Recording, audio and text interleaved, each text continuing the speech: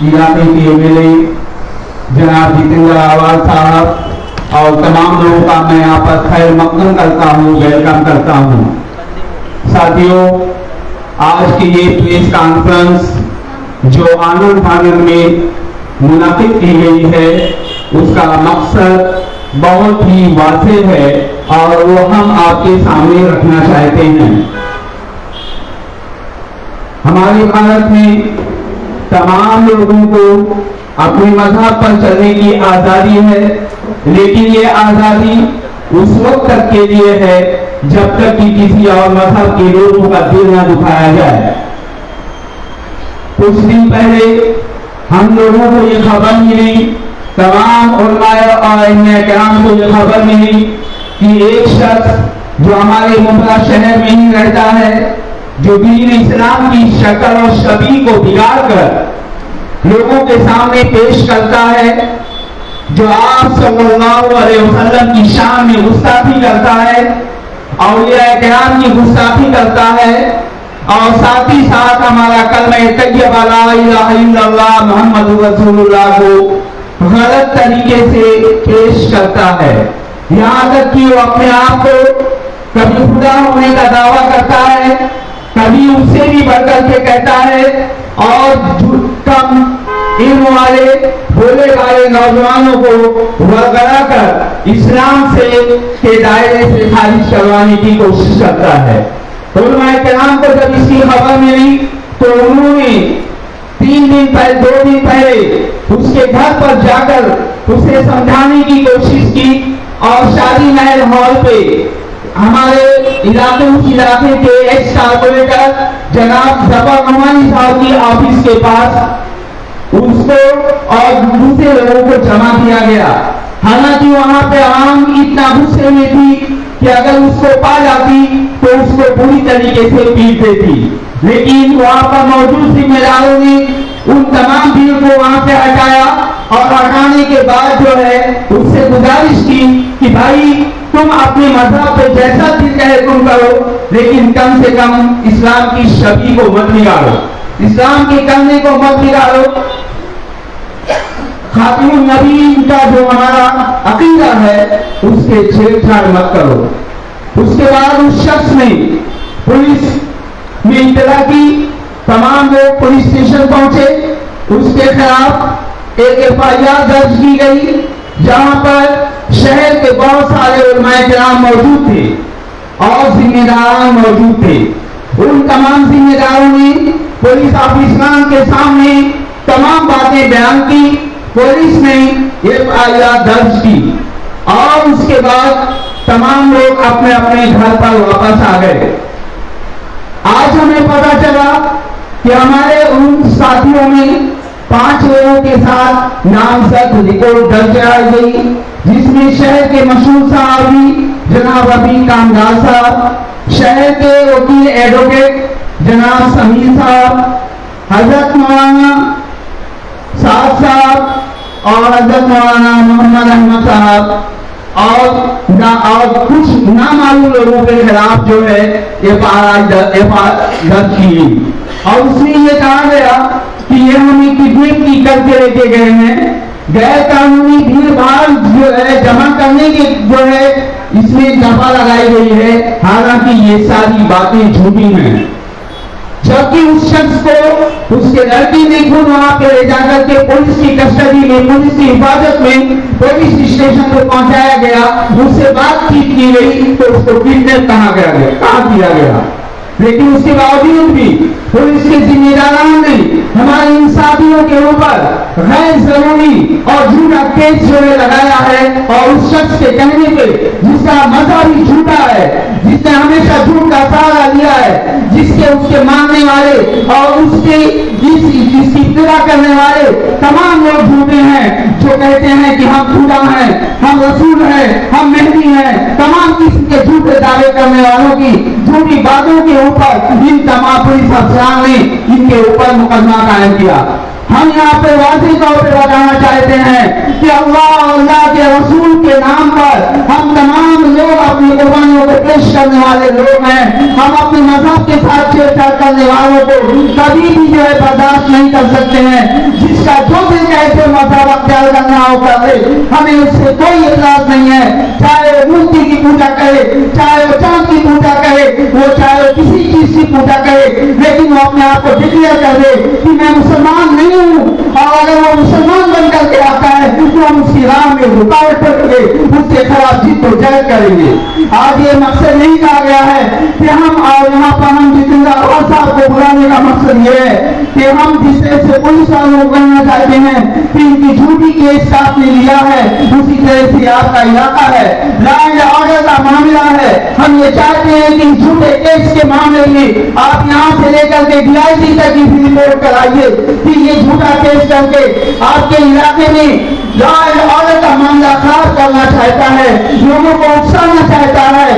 क्योंकि लोग जानते हैं कि अगर मुसलमानों के नबी के खिलाफ अगर कोई बोलता है तो सब कुछ बर्दाश्त कर सकता है, लेकिन नबी के खिलाफ अगर कोई बोलेगा तो ये मुसलमान के जो सीधे नौजवान लोगों पे आएंगे और यहाँ का लॉ एंड ऑर्डर का मामला खराब करेंगे।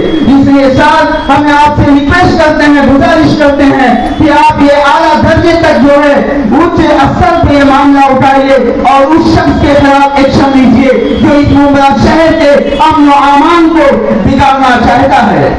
हमारा मकसद आज की इस प्रोग्राम का और इस जो है प्रेस कॉन्फ्रेंस का यही है।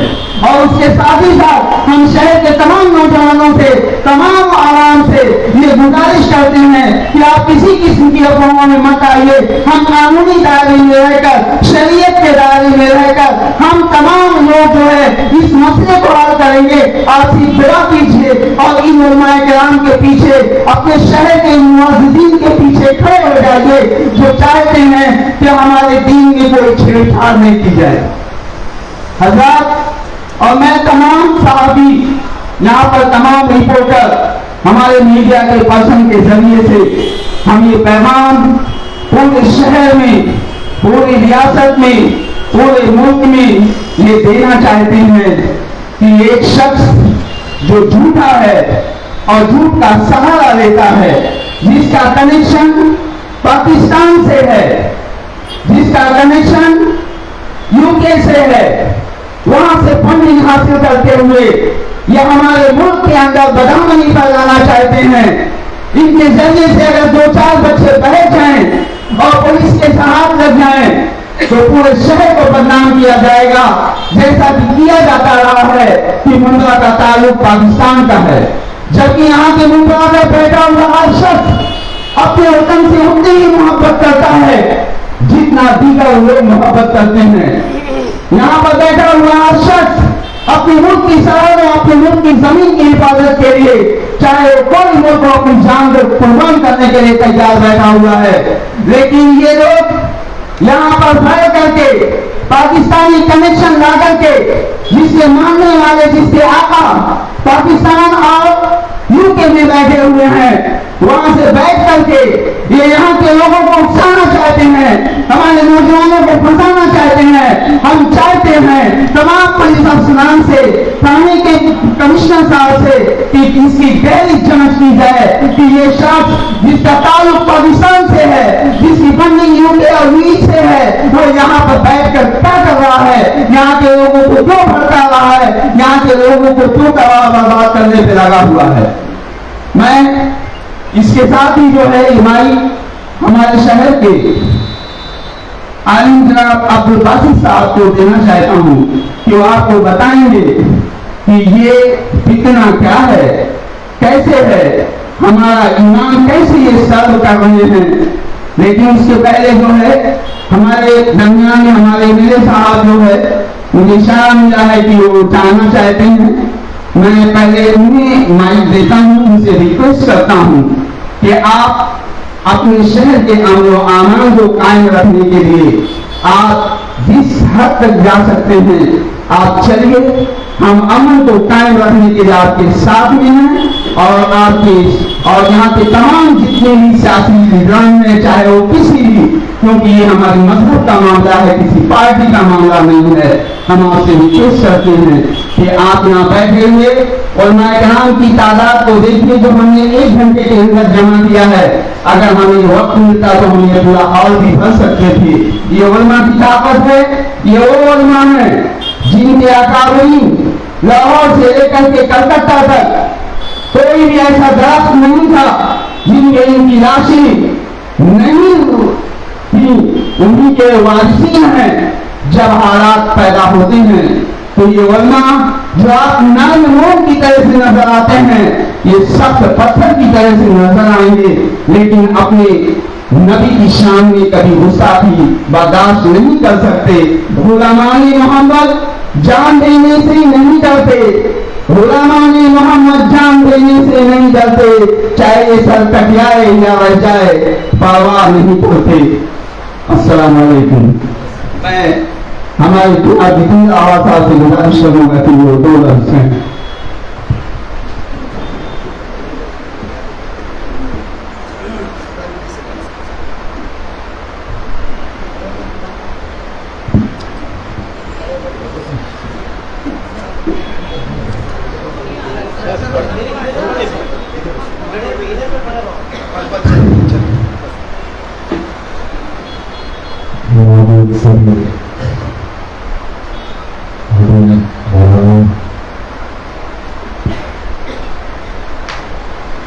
से ये बातें आ रही थी कि किसी शख्स ने कुरान के कुछ लफ्ज़ को बदल दिया। मुझे तो दीन के मामले में इतना मालूम नहीं और दीन के मामले में कभी जाता नहीं। ये पहली बार है कि दीन के लोग जमा है और मैं यहाँ है। लेकिन मैं जहां तक खबर रखता हूं, जहां तक मेरी पढ़ाई है, Mohammed is the last messenger of God. और दूसरी चीज, कुरान एक ऐसी किताब है, मेरे लफ्जों में कहीं छोटा ऊपर नीचे हुआ माफ कर देना, लेकिन उसके ऊपर एक नया बवाल करने वाले इस शहर में कम नहीं है। The only religious book where words have not been changed, यानी कुरान जैसा आया है वैसा ही आज तक है। उसमें एक लफ्ज भी इधर उधर नहीं है।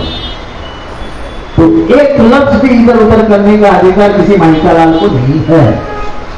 पुलिस ने इसकी जानकारी रखनी चाहिए, क्योंकि ये मामला सिर्फ यहां तक नहीं रुकने वाला है, ये चलेगा। क्योंकि हम जानते हैं हमारे बच्चे जज्बाती हैं और नबी के शान में गुस्ताखी कोई माफ नहीं करेगा।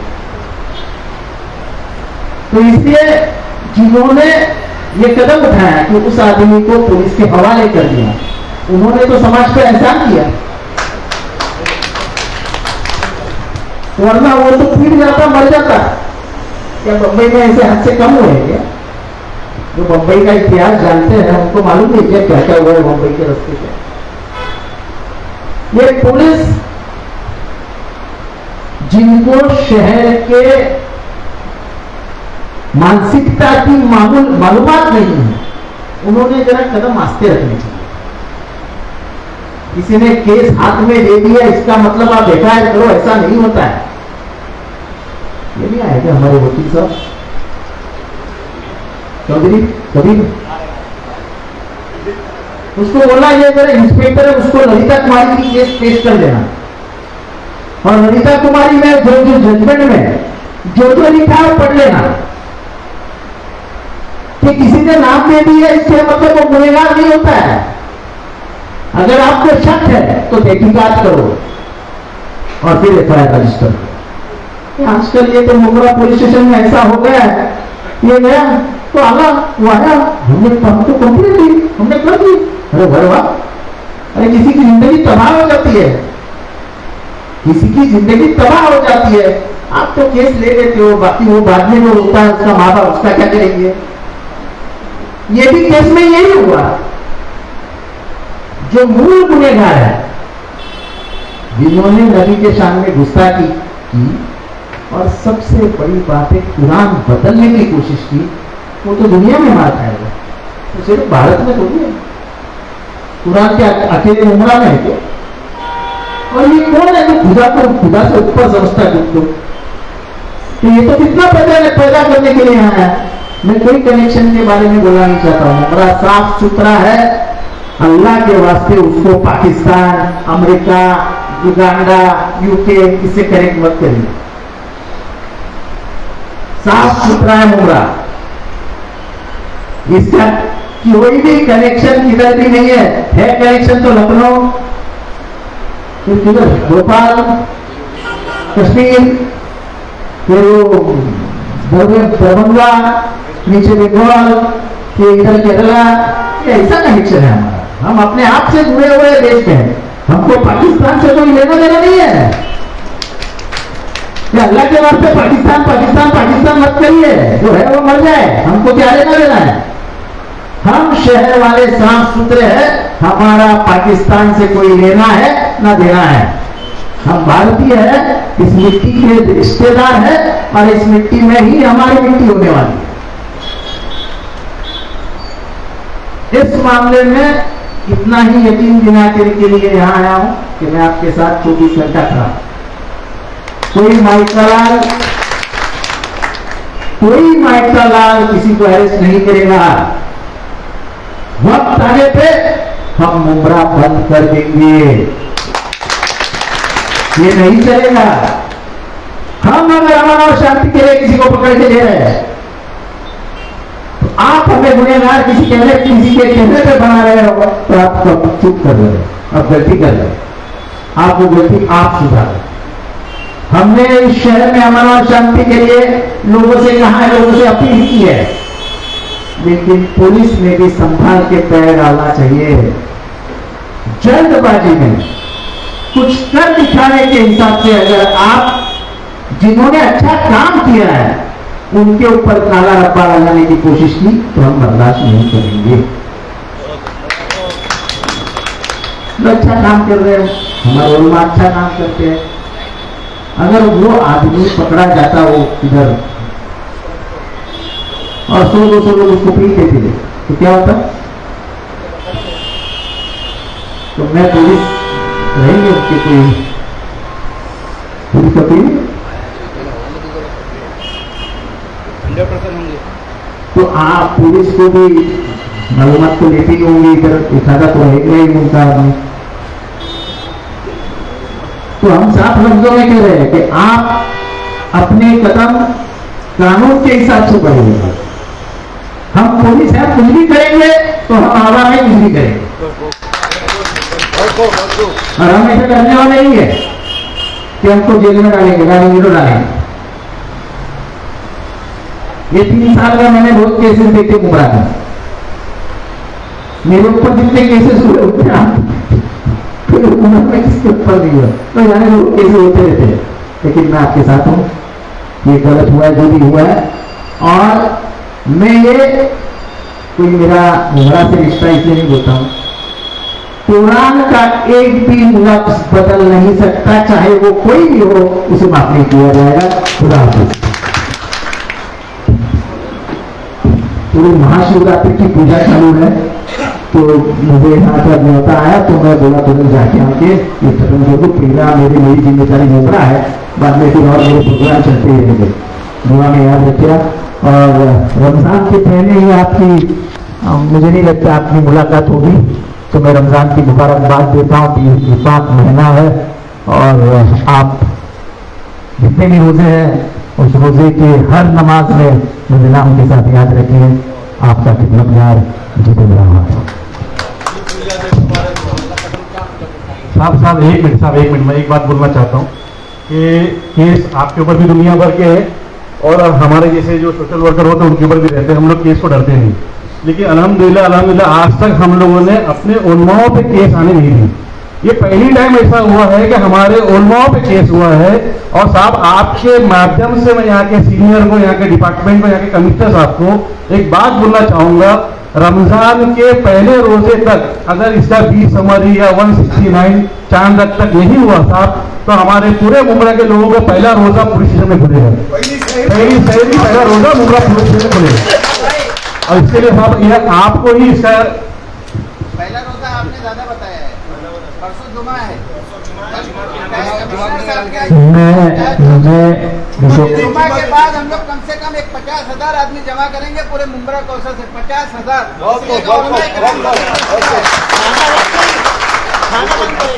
पूरा हम 50,000 अगर ये कल का कल ये मसला नहीं हुआ हल करके देते हैं कल हद तक हम झूठा अपराध दर्ज करने वाले पुलिस ऑफिसर को सस्पेंड किया जाए। सस्पेंड किया बगैर इंक्वायरी के FIR दर्ज किया है एक पत्रकार पर और हमारे शहर के मुसलमानों पर, उसको सस्पेंड करो, यहाँ से हटाओ, खदेड़ो पुलिस स्टेशन। जी मैं एक बात कहना चाहता हूँ, यही पुलिस स्टेशन है रामगिरी के खिलाफ जब FIR करनी थी तो 5 घंटे तक लॉ ऑफिसर से बात करेंगे, सीनियर साहब छुट्टी पे और फला है, ये सारी बातें करके 24 घंटे तक लचाया था। और जब यहाँ के उलमा जो शांति का उद्देश्य देते हैं, पैगाम देते हैं और यहाँ के लॉ एंड ऑर्डर को मेंटेन करने के लिए यहाँ से लेकर के उसको वहां तक ले जाकर के पहुंचाया है, आपके संरक्षण में दिया है, तो आप ये अमन के पैगाम्बर जो है उन्हीं के ऊपर FIR करते हैं। पुलिस कर्मचारी तो ठीक है, अगर इस तरीके का मसला होता है, आप कैमरा घुमाइए, ये पूरे मस्जिद के अइम्मा हज़रात, ये पूरे शहर के मस्जिदों पे इनका हाथ उठा करके बताए हैं, अगर पुलिस स्टेशन में 24 घंटे के अंदर ये मसला फॉल्स केस के तहत अगर ये खत्म नहीं किया गया तो सर इसको मुंब्रा को जुमा की नमाज के बाद रोडों पर लाखों की तादाद में लोगों को जमा करने से कोई माई तकाई नहीं रोक सकता। इसलिए जैसे नबी की शान में तौहीन बर्दाश्त नहीं की जा सकती है, शरीयत में भी मुदाखलत किसी किस्म की बर्दाश्त नहीं की जा सकती है। तौहीन शरीयत का मामला है, हमारे कलमे को कोई बदल नहीं सकता है। मैं उसका एग्जाम्पल कल पुलिस स्टेशन में सीरियस बिल्कुल देकर के आया हूं दोनों साहब के सामने, लेकिन दोनों साहब ने सीरियसनेस से उसको समझा नहीं। मैंने कहा था साहब आपकी गीता हो, आपके महाभारत हो, उसकी किसी लाइन के साथ अगर मैं छेड़छाड़ कर दूं आपको कैसा लगेगा या आपके धर्मगुरु उसको कितना सीरियस लेंगे आप बता दीजिए। ये लॉ एंड ऑर्डर का सीरियस मसला है। अगर डिपार्टमेंट को ये लगता है कि ये सीरियस नहीं है तो आप जुमा तक इंतजार कीजिए, शहर का लॉ एंड ऑर्डर जो भी होगा सर आपसे हम कहते हैं ऊपर तक बात पहुंचा दीजिए कि इतने उलमा जो मस्जिदों से ऐलान करेंगे कोई खामोश इंशाल्लाह नहीं बैठने वाला है। इसलिए ये मसला बहुत सीरियस था। जिस तरीके से रामगिरी के केस में पूरे महाराष्ट्र के अंदर अलग अलग जगहों पर 60 के करीब FIR हुए थे, ये नाहंजार के खिलाफ भी हम FIR करवा रहे हैं पूरे महाराष्ट्र के अंदर बल्कि पूरे मुल्क के अंदर। और वो जहां कहीं भी छुपा हुआ है, ये बताया गया कि ये पलावा में जाकर के अपने दामाद के यहाँ, खूनी पलावा में जाकर के अपने दामाद के यहाँ छुपा हुआ है। पुलिस से रिक्वेस्ट करते हैं कि आप जाइए, आप जाकर के देखिए, वो जहां कहीं भी होगा हम जमीन तंग करेंगे और कानूनी एतबार से तंग करेंगे इंशाअल्लाह।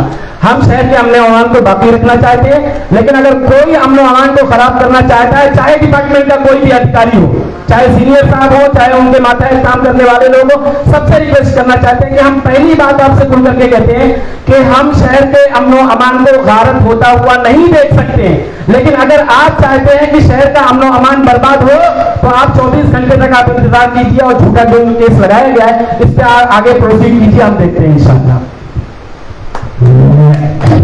सिर्फ आपसे इतना ही कहूंगा कि आपने मुझसे जिम्मेदारी डाली है, मुझे थोड़ा टाइम दीजिए काम करने के लिए, लेकिन कहीं पे भी हमारे हाथ से अमन और शांति को कुछ धक्का पहुंचे ऐसा काम अपने हाथ से नहीं होना चाहिए। सर FIR देने में उनको 1 घंटा लगा है, FIR वापस कितना टाइम नहीं हो हजरत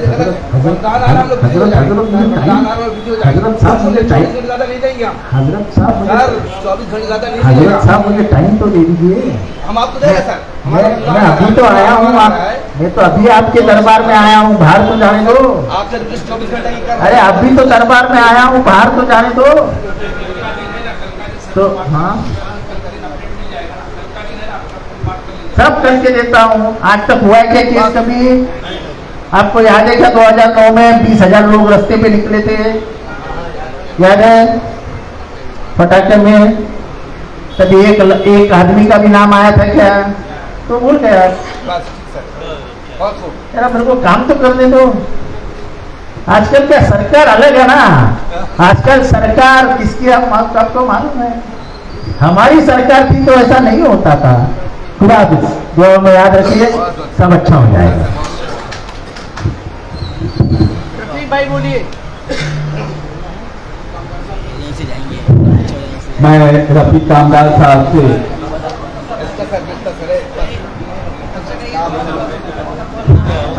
मैं मुफ्ती अब्दुल बासित साहब से गुजारिश करूंगा कि वो मुख्तसरन ये फितना क्या है उसके बारे में बता दें।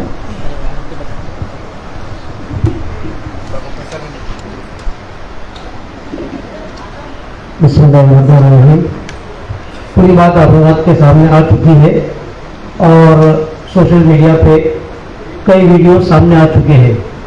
ये फितना इस्लाम के नाम पर इस्लाम को बिगाड़ने का और इस्लाम को बदनाम करने का और इस्लाम के कलिमों को, कुरान की आयत को, हदीस को बिगाड़ने का है। जो अगर कोई किसी भी मज़हब की पैरवी करता है, चाहे वो उसका बनाया हुआ हो या कोई भी मज़हब हो, उससे हमें कोई एतराज़ नहीं है। लेकिन हमारे मज़हब को जब बिगाड़ा जा रहा है, हमारे कलिमों को बिगाड़ा जा रहा है, ला इलाहा इल्लल्लाह की जगह ला इलाहा इल्ला रियाज गौहर शाह जो पाकिस्तान ओरिजिन है, मर चुका है, उसकी जगह उसका क्या कहते हैं गद्दा नशीन है यूनुस अल गौहर। ये उसको नबी मानते हैं, उसको खुदा मानते हैं, बल्कि खुदा का खुदा कहते हैं कि खुदा का भी खुदा है रियाज गौहर।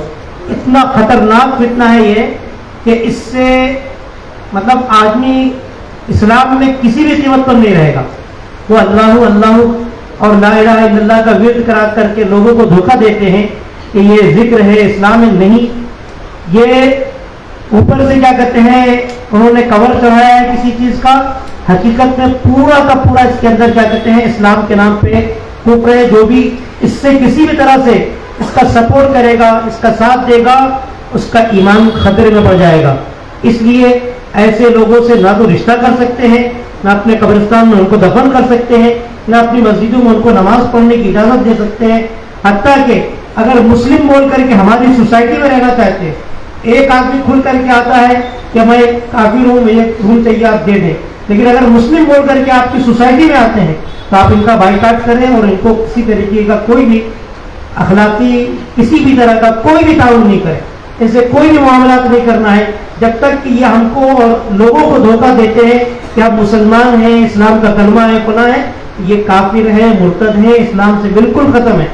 इसलिए बहैसियत मुसलमान उनसे किसी तरह का कोई भी मामला करना किसी भी मुसलमान के लिए जायज नहीं है। और इसी बुनियाद पर हम कानूनी कार्रवाई कर रहे हैं। अल्हम्दुलिल्लाह FIR दर्ज हुई है, लेकिन हमने FIR दर्ज करते वक्त भी ऑफिसर से कहा था कि इसके खिलाफ सख्त एक्शन लिया जाए। इसने भावनाओं को भड़काने का काम किया है, लेकिन सख्त जो कार्रवाई होनी चाहिए वो सख्त कार्रवाई नहीं हुई। उन्होंने कहा कि सीनियर साहब चले गए हैं, आपको कुछ बेल्स बढ़ानी है, बाद में सप्लीमेंट्री आप क्या करते थे तो हम उसके खिलाफ कुछ भी दफात बढ़ा सकते हैं। लेकिन अफसोसनाक बात यह है कि पुलिस ने जो कि मामला नहीं था, उनको बुलाया गया, घर से कुछ लोग बुला करना है, बैठ के बात हुई और पुलिस स्टेशन में सारा मामला सामने हुआ है। लेकिन कुछ लोगों के सपोर्ट लेकर के गलत तरीके से हमारे कुछ भाइयों पर दो आलिम हैं, जिनमें से हमारे साथी रफीक कामदार साहब हैं और उस बिल्डिंग के रहने वाले अफजल भाई, और इसी तरीके से एडवोकेट अब्दुल कबीर चौधरी साहब जो इस पूरे कानूनी कार्रवाई में हमारे साथ खड़े थे, उसकी वजह से उनके खिलाफ जो कार्रवाई की गई है ये सरासर गलत है, नाजायज है। इसके खिलाफ हम सब मुत्तहिद हैं।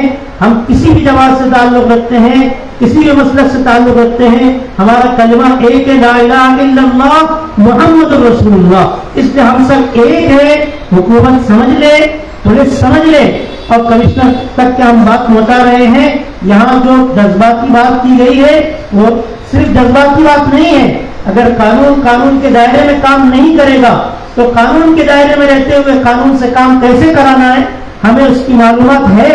हमारे पास में लीगल टीम है और उसके तहत हम कमिश्नर को भी दबाव डालेंगे और पूरे डिपार्टमेंट में दबाव डालेंगे कि जो गलत इकदाम किए गए हैं FIR के सिलसिले में उसको वापस लिया जाए और इस मुजरिम को और इस तरह के जितने मुजरिम हमारे समाज में है जो वातावरण को खराब कर रहे हैं और किसी भी धर्म को बिगाड़ने की कोशिश कर रहे हैं, उनके खिलाफ सख्त एक्शन लें।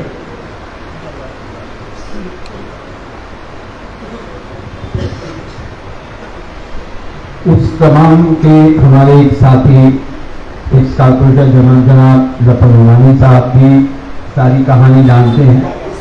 उनके ऑफिस में ही ये सारा मसला हुआ, कितना झूठ है कितना सच है आपको जफर नुमानी साहब जरूर बताएंगे। अस्सलाम वालेकुम।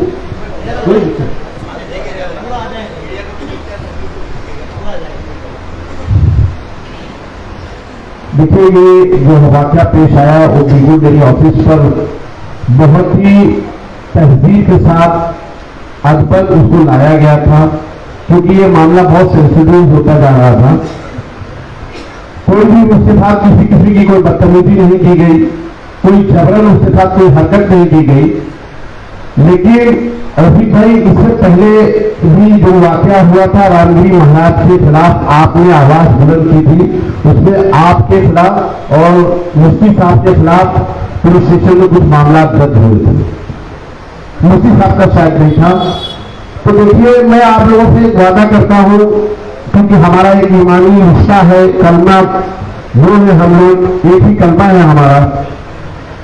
हमने हमेशा ये कोशिश की है कि शहर में जब भी इस तरीके की कोई भी बात आवे तो हम सियासत से हट करके, हर किस पार्टी के नुमाइंदे इससे हट करके पहले हमको हमारे शहर की फिक्र और हमारे अगर मजहब की बात है तो हमको ला इलाहा इल्लल्लाह मुहम्मद रसूलुल्लाह कहने वालों के साथ में एकजुट होकर के खड़े रहना पड़ेगा और कदम से कदम मिला।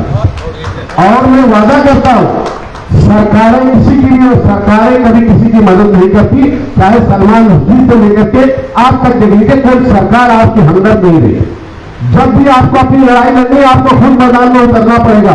और अल्हम्दुलिल्लाह मुसलमानों का ये किरदार रहा है। मुसलमानों ने जब भी हमारे खिलाफ या हमारे नबी के खिलाफ, हमारे मजहब के खिलाफ जब भी कोई भी बात आवाज उठी है, जब भी हम लोगों ने एकजुट होकर के रोड पर उतर करके उसकी मुखालफत की है, तो हमारी बातों को माना गया है।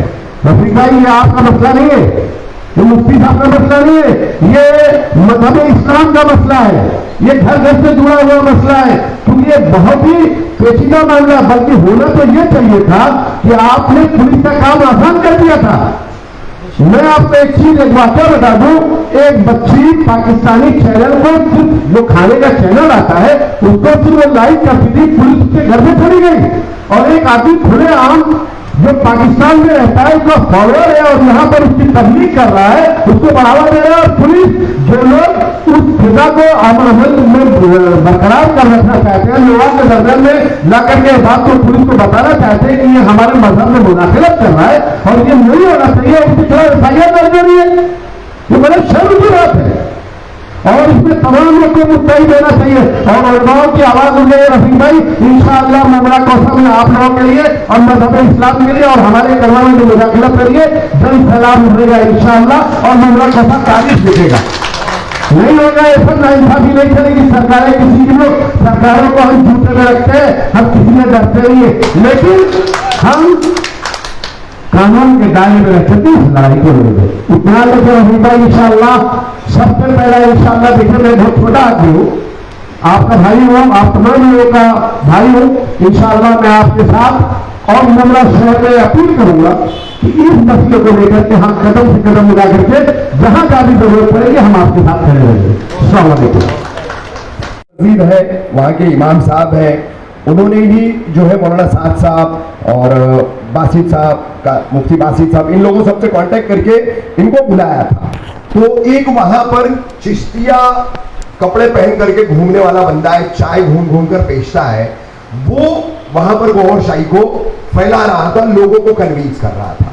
अब वो सब लोगों को इन्होंने बुला करके, बैठा करके, उनको काफी तरीके से दीन की रोशनी में समझा करके उनकी गलतियां उनको दिखाई। फिर वहां पर हाजी रेहान पीतल वाला भाई भी आए, उन्होंने भी एक अहम किरदार निभाया। बहरहाल फिर उन लोगों ने माफी तलाफी की, तौबा दिल्ला की, इमाम साहब ने दोबारा उनको कलमा पढ़ाया। अब ये सारा मामला जो है, ये वहां मुझे, जब मैं जफर भाई के ऑफिस में पहुंचा हूं उजैर साहब के कॉल के बाद, तब मुझे पता चली ये बातें। और जब मैं पहुंचा हूं, देखिए पुलिस का जो, मैं एकदम बोलूंगा बुरा लगेगा, जो करना है आगे एक और केस कर लेना, जो हरामीपन बोलते हैं ना, हरामीपन, वो कैसे होता है उसकी ये मिसाल दे रहा हूं मैं। 4:28 में मुझे कॉल आ रही है अब मैं मुबीन अपार्टमेंट से पूरा घूम के मित्तल से चौराहे से मैं नसीम बाग की गली में जफर भाई के ऑफिस तक पहुंचूंगा 10 से 12 मिनट तो मुझे लगेगा वहां से ट्रैफिक वगैरह मिला करके। तो मैं 4:38 या 4:40 के आसपास पहुंचा हूं और देखा तो वो खबीज जो है वहीं बैठा हुआ था और ये लोग उससे बातचीत कर रहे थे। कुछ नौजवान थे, थोड़ा गर्मजोशी में थे, उनको फिर समझाया भी गया, रोका भी गया, किसी तरह की कोई गलत हरकत नहीं करने दी गई। मैंने वहां खबर बनाई कि ये गौरशाही का फितना कैसे आया हुआ है। उस खबर से पहले मैंने उससे ऑफ कैमरा बातचीत की। ऑफ कैमरा में उसने साफ कहा कि मैं उस रियाज अल गौहर को बाद अल्लाह तौबा इमाम मेहंदी मानता हूं, नबी मानता हूं। उसने कबूल किया, उसने साफ साफ कबूल किया। और बाद में जब मैंने खबर बनाई तो उसने कैमरे में भी कबूल किया। अब पुलिस आई, बीट के लोग आए, उसको लेकर के पुलिस स्टेशन लेके गए। अब पुलिस स्टेशन ले जाने के बाद शुरू से ही क्राइम पीआई संजय दौने, इनका रवैया जो था वो बिल्कुल एकदम आपकी, यानी हमारी मौलाना साहब कह रहे हैं, कारी बासित साहब कह रहे हैं, इनकी बात ही नहीं समझना है। एडवोकेट कबीर चौधरी उनको समझा रहे हैं कि ये मामला ऐसा है, ये मामला ऐसा है, तो वो समझ ही नहीं रहे। समझ सब रहे थे लेकिन उनको समझना नहीं था। क्योंकि देखिए आज दुनिया में हम पर और हमारे दीन पर चौतरफा हमले हुए, अलग अलग परसेप्शन, अलग अलग डेफिनेशंस ला करके जो है हमारे दीन की बेखकनी करने का काम बड़ा तेजी से किया जा रहा है। तो ये उसी में से रचे बसे हुए लोग हैं। अब इस्लाम वाली सोच है, साफ कहता हूं मैं। तो उनको हमारे उलमा क्या कह रहे, हमारे एडवोकेट साथी क्या कह रहे, वो समझने को तैयार ही नहीं है। मैंने उनको वहां पर फिर कहा कि दौने साहब कृपया आप थोड़ा सा ध्यान दीजिए, अब मैं जो आपको कह रहा हूं समझिए। बोले क्या? तो उनके ठीक सामने मौलाना साहब बैठे थे। मैंने कहा इनको देखिए, क्या हुलिया है इनका, देखिए आपने? बोले हाँ। मैंने कहा अभी इसको देखिए, क्या हुलिया है इसका, टोपी पहना है, दाढ़ी रखा है, कुर्ता पजामा है। आप इन दोनों को क्या समझ रहे, क्या जान रहे, क्या मान रहे? बोले मुसलमान। मैंने कहा यही हमारा मसला है, यही हमारा मसला है, यही हमारी शिकायत है कि ये है हमारे मुसलमान और ये मुसलमान नहीं है, ये मुसलमान नहीं है। तो ये हुलिया हमारा रख रहे, नाम हमारा रख रहे, हमारी मस्जिदों में आ रहे, हमारे मदारिस में आ रहे, हमारी वली अल्लाह की दरगाह शरीफ के अहाते में इलाकों में जा रहे और वहां लोगों को ला इलाहा इल्लल्लाह का कलमा पढ़ा। तो फिर अच्छा ठीक है, ठीक है, ठीक है। फिर बातों को समझ करके फिर भी हमारे एडवोकेट हजरात ने जो सेक्शन दिए थे वो पूरे सेक्शन उन्होंने उसमें लगाए नहीं। एक एनसी का सेक्शन दिया और एक पुरानी आईपीसी का 295 रिलीजियस सेंटिमेंट हर्ट करना, ये हर्ट करने वाला जो एक नॉर्मल सेक्शन है वो उन्होंने लगाया। बहरहाल वो एफआईआर हुई और आज हमको पता चला तो हम लोगों के खिलाफ मौलाना साहब, इमाम मोहम्मद अहमद मुल्तानी साहब, अफजल मेमन, कबीर चौधरी, मैं और बगैर नाम के अन्य दो अन्य, तो ऐसे 7 लोगों के खिलाफ जो एफआईआर दर्ज हुई, ये हमारे पुलिस स्टेशन के निकलने के एफआईआर अपनी कराने के 2 घंटे के बाद हुई है। उसी रात को 25 तारीख की तारीख लग चुकी थी और उसी रात को वो एफआईआर की गई है। अब उसके लिए उस मुर्तद ने सोर्सेस लगाए कुछ, वो सोर्सेज जो है पॉलिटिकल पार्टी से जुड़े हुए हैं, समझ सकते हैं आप कहां के सोर्सेज होंगे, कैसे होंगे। तो ये पूरा मामला। अब मैं पहुंचा हूं, उसको घर से बुला करके जफर भाई के ऑफिस में बिठा करके बातचीत करने का पहला दौर खत्म हो चुका था, उसके बाद मैं पहुंचा हूं। तो यही सबसे बड़ा सबूत है कि मुझे उस केस में डाला गया, मतलब केस ही झूठी बनाई गई, एफआईआर ही फर्जी बनाई गई, गढ़ करके बनाई गई। क्योंकि आप जो ये तमाम उलमा हजरात यहां पर मौजूद है ना, मैंने आज एक वीडियो डाला है, क्यों डाला है समझिए उस बात को। ये उलमा हजरात है, मौलाना मुसैब साहब है, मौलाना साद साहब है, नसीर भाई है, मौलाना मुख्तार साहब है, कारी बासित साहब है, मौलाना सफातुल्लाह साहब है, हमारे वहाब कासमी साहब है, हमारे हाफिज लुकमान साहब है, ऐसे तमाम तर लोग जो है अक्सर मैं देखता हूँ कि हमारा दीनी मामला है, हमारा शरीयत का मामला है, हमारा समाजी मामला है, हमारा सियासी मामला है, हमारी सोसाइटी की बात है, तो ये सबसे आगे रहते हैं। और अक्सर हमारी ये कोशिश रहती है, जाती तौर पर मेरी ये सोच है कि अगर कोई मूवमेंट चले, कोई मामला चले, तो हमारे किसी भी उलमा का नाम किसी भी एफआईआर में न हो। विशालगढ़ का एहतजाज हमने किया, मैंने साफ तौर पर कारी बासित साहब थे, मौलाना साहब साहब थे, मैंने कहा आपने किसी को कुछ बोलना नहीं है, वो मैं निपट लूंगा, केस मुझ पर बना, केस मुझ पर बना, फिर कारी बासित साहब का भी नाम आ गया उसमें। तो बहरहाल नामूज़े रिसालत में रामगिरी वाले मामले में इन्होंने 16 तारीख रात 12 बजे तक 11, सवा 11, साढ़े 11 तक जो है वो पूरा अल्फाज क्या थे, आखिरी वाले अल्फाज। मौलाना साहब यहां बैठे, इन्होंने कॉल किया मुझे और कहा रफीक भाई अब तो इंतहा हो गई। मैंने कहा क्या हुआ मौलाना साहब? बोले ये कह रहे हैं कि ये इन उलमाओं को कोई काम धंधा नहीं है, यहां दिमाग चाटने चले आते। हमारा जख्म क्या है, हमारा दर्द क्या है? आका नबी करीम सल्लल्लाहु ताला अलैहि वसल्लम की नामूज़े रिसालत, वो दर्द लेके हमारा, वो शिकायत लेके हमारे उलमा पहुंचे हैं, और आप हमारे उलमा जो अंबिया उल वारिस है उनको वहां पर जो है बेइज्जत कर रहे हैं। नहीं रहा गया मुझसे। मेरे 2 ऑपरेशन हुए थे उस वक्त एक साथ। मैंने पहुंचा पुलिस स्टेशन पहुंच करके जो मुझे करना था, अल्लाह ने मुझसे जो काम लेना था उस वक्त, जो कैफियत मेरी बनी थी वो मैंने किया। अब तमाम उलमा हजरात है, तमाम मीडिया है, विधायक जितेंद्र रावत जो करेंगे सो करेंगे, लेकिन मैं तमाम उलमाओं की हाजिरी से पूरे मुमरा कौसा के आका नबी करीम सल्लल्लाहु ताला अलैहि वसल्लम को चाहने वाले हर मुसलमान को आवाज देता हूं, जुमा नमाज बाद तैयार रहो और मुमरा पुलिस स्टेशन इस फर्जी एफआईआर के खिलाफ इंसाफ के लिए चलो। तमाम उलमा आगे रहेंगे, हम तमाम शहरवासी पीछे रहेंगे। ये जंग लड़नी है, जीतनी है, ताकि दोबारा इस तरह का कोई भी फर्जी मामला हमारे उलमाओं पर, हमारे माशरे के वकीलों पर और साफियों पर दर्ज करने की पुलिस की हिम्मत कभी ना हो। अल्लाह